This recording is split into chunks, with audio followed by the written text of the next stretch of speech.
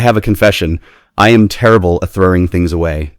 Even when something is broken, I hold on to it for months, telling myself I'll fix it someday. Most of the time, I never do. The broken items sit in a pile in my garage, gathering dust and guilt. But this time, I actually did. A few months ago, my favorite plastic storage bin, the one I use for my camping gear, developed a long, ugly crack right down the middle of the lid. It wasn't just a surface scratch, it was a full-depth crack that split the plastic almost completely in two. The crack ran from one side to the other, and when I lifted the lid, it would flex and sag like a broken spine. Every time I used it, I knew it was only a matter of time before it broke entirely and my camping gear would spill out all over the floor. I looked online for a replacement lid, but the manufacturer no longer made that size. The whole bin, if I had to buy a new one, would cost me about $80. That seemed like a lot for a piece of plastic that was perfectly fine except for that one crack. I started researching ways to repair cracked plastic at home. I found 3 main methods: plastic welding with a soldering iron, using a plastic repair kit with staples and a heat gun, and applying a strong epoxy or superglue. I was skeptical. Soldering iron on plastic? That sounds like it would melt the entire thing into a puddle. Staples? That's for paper, not for plastic. Epoxy? I've used it before, and it's always brittle and cracks again. But I had a broken bin and nothing to lose. So I decided to test these methods, and I'm going to show you exactly what happened. I tested each method on a different cracked plastic item, measured of strength, and compared the cost. This is not a sponsored video. I bought everything with my own money, and honestly, I wish I had known this a long time ago. Let me give you some context about why plastic is so difficult to repair. Most plastics are made of long-chain polymer molecules. These chains are entangled like a bowl of spaghetti. When you melt 2 pieces of plastic together, the polymer chains can interlock and form a strong, permanent bond, provided you get the temperature right and the surfaces clean. That's the principle behind plastic welding. It's the same technique used in professional auto body shops to repair plastic bumpers, but you need to use the right temperature and the right technique. Too hot and you burn the plastic, creating weak, brittle char. Too cold and the bond is weak, like 2 pieces of tape barely sticking. The type of plastic also matters. Polypropylene and polyethylene are notoriously hard to bond. ABS and polycarbonate are easier. I had no idea what kind of plastic my bin was made of, so I decided to test the methods on a piece of scrap plastic first. I cut a small piece from the inside of the bin lid, practiced melting it with the soldering iron, and saw how it behaved.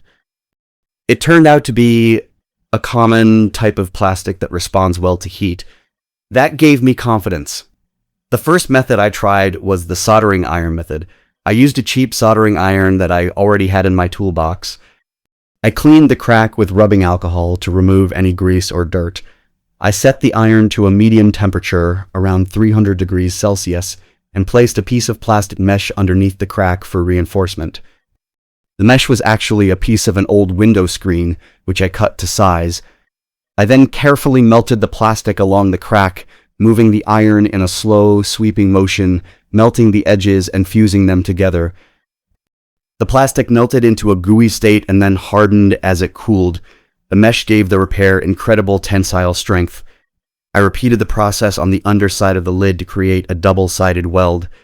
The results were better than I expected. The crack was sealed completely. I couldn't even tell where the crack had been. The lid was solid and stable. I applied pressure, I even stood on it, and it held perfectly. The mesh acted like rebar in concrete, providing strength where the plastic alone might have been weak. I also tested the heat resistance. I put the lid in the sun for a few hours, and the weld did not soften. It was a success. The second method I tried was the plastic staple method. This involved a special tool that heats up metal staples and presses them into the plastic, bridging the crack. The staples act like a splint, holding the two sides together. I bought a cheap kit online for about $10. It came with a small heat gun and a pack of stainless steel staples. I used it on a second broken plastic item, a child's toy that had cracked along a seam. I cleaned the seam, placed the staples across the crack, and used the heat gun to press them into the plastic. The staples sank in smoothly, and when they cooled, they were firmly embedded. The toy was solid again, and the repair was almost invisible from the outside. I tested the strength by twisting the toy, and it held. The staple method was fast and effective. It took about 2 minutes to repair the toy. However, the tool itself costs money, and the staples are consumable. But for a one-off repair, it's still cheaper than buying a new toy. The third method I tried was epoxy adhesive. I used a high-strength 2-part epoxy that claimed to bond plastic. I applied it to a third cracked item, a plastic utensil holder that had split at the base. I cleaned the surfaces, mixed the epoxy, applied it generously, and clamped the two halves together. I waited overnight for it to cure. The next morning, the bond looked strong, but when I applied pressure, it snapped cleanly along the original crack. The epoxy was too brittle. It did not work for this type of plastic. I realized that epoxy works best on rigid, non-flexing plastics, but my utensil holder was made of a softer, more flexible plastic that flexed under load. The epoxy couldn't handle the flexing. I also tried a super glue accelerator, but the bond was even weaker, so the epoxy failed completely. I also tested a few other variations. I tried using a plastic welding rod, a stick of plastic that you melt into the crack using a soldering iron. It worked, but it required more skill and left a visible ridge. I tried using a hairdryer instead of a soldering iron. It didn't get hot enough. I tried using a plastic repair tape that claimed to bond with heat. It peeled off after a day. So the two winning methods were the soldering iron with mesh and the staple kit. The epoxy was a bust. I also learned that the color mismatch is almost always unavoidable. The repaired area will look darker or more melted than the surrounding plastic, but if you're repairing a hidden corner or a utility item, that doesn't matter. For aesthetic items, you might want to use a different approach or paint over it. Now, let me give you the final numbers. A replacement camping bin would cost me about $80. The soldering iron method cost me nothing. I already owned the iron, and the mesh was from an old screen. The staple kit cost me $10. So for $0 to $10, I fixed items that I would have otherwise thrown away. I saved at least $80 on the camping bin alone.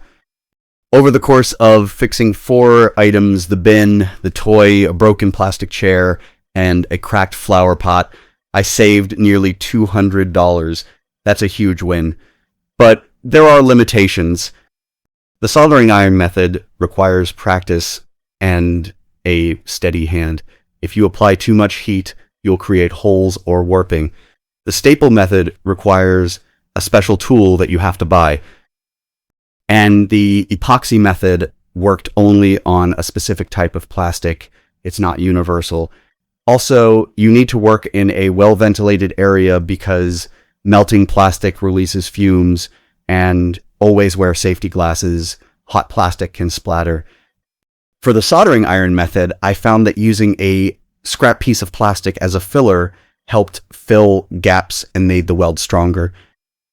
I also discovered that you can use zip ties as a filler rod. They melt nicely and are made of the same type of plastic as many household items. That was a great hack I found online. I tried it and it worked perfectly. The zip tie melted into the crack and reinforced the bond. I also tested the long-term durability of the repairs. After a month of heavy use, the soldering iron repair on the camping bin was still holding strong. The staple pair on the toy was also intact. I even dropped the bin from a height of 3 feet, and the crack did not reopen. The epoxy repair, however, was already broken within a day. So the heat-based methods clearly outperformed the chemical bond.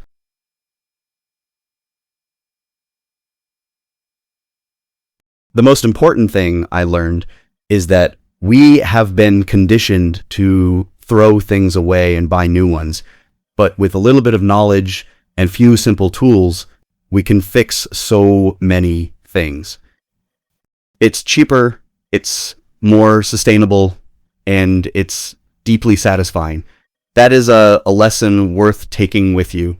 If you enjoyed this experiment and you want to see more real tests like this, you need to commit to this channel right now.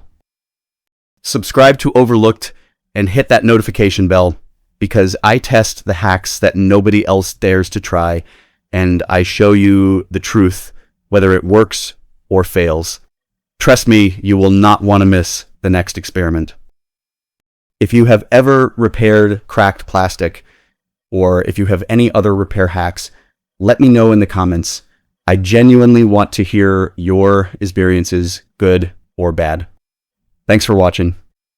And remember, sometimes the best fix isn't a new product, it's a soldering iron and a little bit of patience. You just have to be willing to try. See you in the next one.